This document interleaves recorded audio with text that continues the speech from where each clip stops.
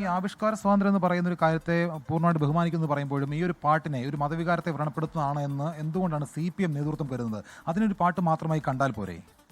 അല്ല, ഞങ്ങൾ പാട്ട് മാത്രം കാണുകയും പ്രോത്സാഹിപ്പിക്കുകയും ചെയ്യുന്ന ആളുകളാണ്. ആവിഷ്കാര സ്വാതന്ത്ര്യത്തെ പ്രോത്സാഹിപ്പിക്കുകയും ചെയ്യുന്ന ആളാണ്.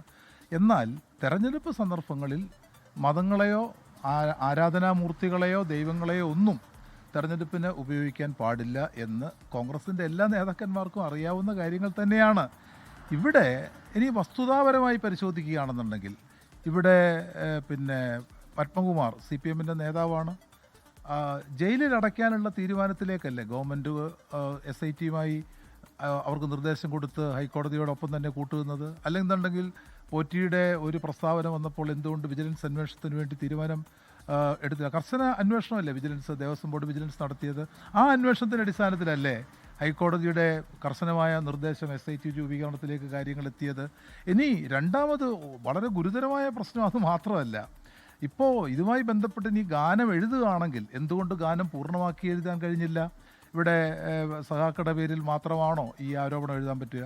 ഉണ്ണികൃഷ്ണൻ പോറ്റി ആദ്യമായി സ്വർണം ശബരിമലയിൽ നിന്ന് അടിച്ചുകൊണ്ടുപോയി അതുകൊണ്ട് ബ്രേസ്ലെറ്റ് ഉണ്ടാക്കി ഇടിപ്പിച്ചത് ആരെയാണ്?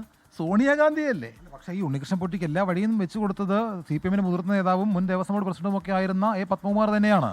അല്ല, അതിനു മുമ്പ് തന്നെ ഉണ്ണികൃഷ്ണൻ പോറ്റി ബ്രേസ്ലെറ്റ് ഉണ്ടാക്കി ഡൽഹിയിൽ പോയി കേരളത്തിലെ നമ്മുടെ പാർലമെൻറ്റ് MPയുടെയും നമ്മുടെ UDF കൺവീനറുടെയും നേതൃത്വത്തിൽ ഡൽഹിയിൽ പോയി സോണിയാഗാന്ധിക്ക് ഈ ശബരിമല മോഷ്ടിച്ച സ്വർണം കൊണ്ട് വളയുണ്ടാക്കിയിട്ടില്ലേ, ബ്രേസ്ലെറ്റ് ഉണ്ടാക്കിയിട്ടില്ലേ? അതെന്തുകൊണ്ട് പാട്ടിൽ ഉൾപ്പെടുത്തിയില്ല? അപ്പോൾ അതുകൂടി ഉൾപ്പെടുത്താമായിരുന്നല്ലോ കോൺഗ്രസ്സുകാർക്ക്. എന്തിനാ മറച്ചു വെച്ച്? യാഥാർത്ഥ്യമല്ലേ? സോഷ്യൽ മീഡിയയിലും എല്ലായിടത്തും നമ്മുടെ മാധ്യമങ്ങളിലും എല്ലാം ഇന്ന് സോണിയാഗാന്ധിക്ക് വളയിട്ടുകൊണ്ടിരിക്കുന്ന പടം വന്നുകൊണ്ടിരിക്കുകയല്ലേ. അപ്പോൾ എന്തുകൊണ്ടത് മറച്ചു വെച്ചു? അപ്പോൾ അതൊരു പ്രധാനപ്പെട്ട അതുകൂടി പാരഡിയിൽ വേണമെങ്കിൽ ഉൾപ്പെടുത്താമായിരുന്നു. ആ ഭാഗം കൂടെ വന്നു കഴിഞ്ഞാൽ ഇപ്പോൾ CPM തെരഞ്ഞെടുപ്പ് കമ്മീഷനെ സമീപിക്കില്ലേ? അപ്പം മതവികാരം വ്രണപ്പെടത്തില്ലേ? ഞാൻ സന്ദർഭവശാൽ പറഞ്ഞതേ ഉള്ളൂ. അതുകൂടി ഉൾപ്പെടുത്തിയിരുന്നെങ്കിൽ ആ പാട്ടിനൊരു മേളക്കൊഴുപ്പ് ഉണ്ടാക്കാൻ പറ്റുമായിരുന്നു. ആ മേളക്കൊഴുപ്പ് അല്പം കൂടെ കൂട്ടാമായിരുന്നു എന്ന് മാത്രമേ ഉള്ളൂ. അത് വന്നാലും വന്നില്ലെങ്കിലും തെരഞ്ഞെടുപ്പ് ചട്ടലംഘനം തന്നെയാണ്. അതിനകത്ത് തീർച്ചയായിട്ടും CPM മുന്നോട്ട് പോകും. അപ്പം അതെങ്ങനെ മുമ്പോട്ട് പോകാനാണ് ആലോചിക്കുന്നത്? തെരഞ്ഞെടുപ്പ് കമ്മീഷൻ പരാതി കൊടുക്കുന്നു, അത് CPMന്റെ പത്തനംതിട്ട ജില്ലാ കമ്മിറ്റിയാണോ അല്ലെങ്കിൽ സംസ്ഥാന നേതൃത്വവുമായി ബന്ധപ്പെട്ട് ആലോചിച്ചുകൊണ്ട് അങ്ങനെ മുമ്പോട്ട് പോകാനാണോ ആലോചിക്കുന്നത്? സംസ്ഥാന നേതൃത്വവുമായിട്ട് ആലോചിക്കും. നാളെ പത്തനംതിട്ട ജില്ലയിൽ ആലോചിക്കും.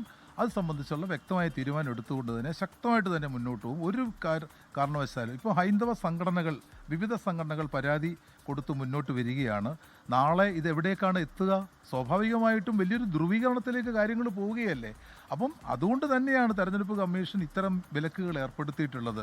ഒരു വർഗീയ സംഘർഷം, ഒരു വർഗീയ ചിന്താഗതിയിലേക്കും ധ്രുവീകരണത്തിലേക്കും കേരളത്തെ കൊണ്ടുപോകാൻ ഇങ്ങനെയുള്ള ശ്രമങ്ങൾ ഇടവരുത്തുന്നുണ്ടോ എന്നുള്ളത് വളരെ അപകടകരമായ സ്ഥിതിവിശേഷം നമ്മുടെ നാട്ടിലുണ്ടാക്കും. അത് വളരെ ഗൗരവമുള്ള പ്രശ്നമാണ്. അപ്പോൾ വലിയ തരത്തിലുള്ള ഒരു വർഗീയ ധ്രുവീകരണത്തിന് ഈ പാട്ട് ഇടവരുത്തും എന്നുള്ളത് മുന്നിൽ കണ്ടുകൊണ്ടാണ് അതിനെ നിയമപരമായിട്ട് നേരിടാൻ വേണ്ടിയിട്ട് CPM ഒരുങ്ങുന്നത് എന്നുള്ള കാര്യമാണ് CPMന്റെ പത്തനംതിട്ട ജില്ലാ കമ്മിറ്റി സെക്രട്ടറി രാജു എബ്രഹാം പറയുന്നത്. സംസ്ഥാന നേതൃത്വമായി കൂടി ആലോചിച്ചുകൊണ്ട് തെരഞ്ഞെടുപ്പ് കമ്മീഷനെ സമീപിക്കും, അങ്ങനെ ഇതിനെതിരെ മുന്നോട്ട് പോകും എന്നുള്ള കാര്യം തീർച്ചയായിട്ടും പറയുന്നുണ്ട്. ഇത്തരം ആവിഷ്കാര സ്വാതന്ത്ര്യത്തെയും പാട്ടുകളെയും ഒക്കെ പൂർണ്ണമായിട്ട് ബഹുമാനിക്കുന്ന ആളുകൾ തന്നെയാണ് CPM. അതിനകത്തൊന്നും ഒരു തരത്തിലുള്ള വിട്ടുവീഴ്ചയില്ല. പക്ഷേ മതവികാരത്തെ വ്രണപ്പെടുത്തുന്ന തരത്തിൽ മുമ്പോട്ട് പോയാൽ അതിനെ ഒരു തരത്തിലും അംഗീകരിക്കാൻ കഴിയില്ല എന്നുള്ള കാര്യമാണ് പറയുന്നത്. അങ്ങേയറ്റം തെരഞ്ഞെടുപ്പ് ചട്ടലംഘനം തന്നെയാണ് ഇവിടെ നടന്നിട്ടുള്ളത് എന്നുള്ളത് കൊണ്ടുകൂടിയാണ് നിയമപരമായിട്ട് മുന്നോട്ട് പോകാൻ തീരുമാനിക്കുന്നത് എന്നുള്ള കാര്യങ്ങൾ കൂടിയാണ് നിലവിൽ രാജു എബ്രഹാം പറയുന്നത്. ഹാഷ്മി.